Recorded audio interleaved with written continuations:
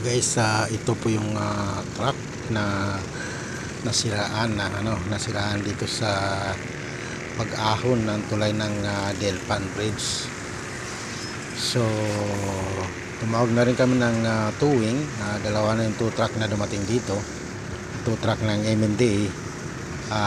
Hindi nila kayang hatakin dahil nga sa bigat ng karga.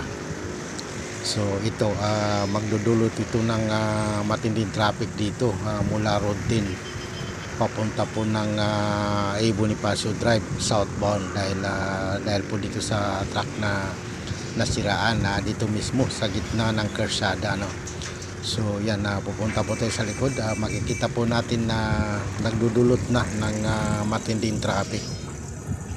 So hindi malalayong magkakaroon ng heavy traffic dito sa mga oras na ito. Ayan, no? So medyo masikip na dito sa likod dahil nga po sa nagdudulot na ng matinding traffic dito, no?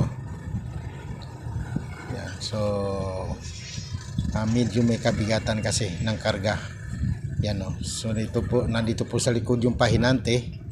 Linagyan na rin po niya ng early warning device para po malayo pa lang ay makikita na ng mga motorista na nasiraan sila. Kaya para makaiwas po yung mga motorista dito sa likod. Yan, medyo mahaba-haba na po yung traffic, guys. Yan po yung galing po ng tulay pababa. Tapos paakyat po dito sa Delpan Bridge. Yan po.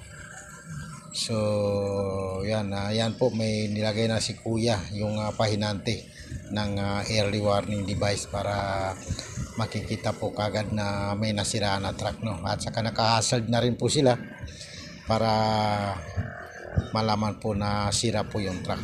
So yan, guys. So medyo wala po tayo magagawa dahil talagang sadyan, hindi naman nila sadyang masiraan sila dyan. So maraming salamat lang, guys, sa inyong panonood. At kung hindi pa kayo nakasubscribe, pag-subscribe na lang ang aking channel, The Hard Life Channel. Magandang umaga po.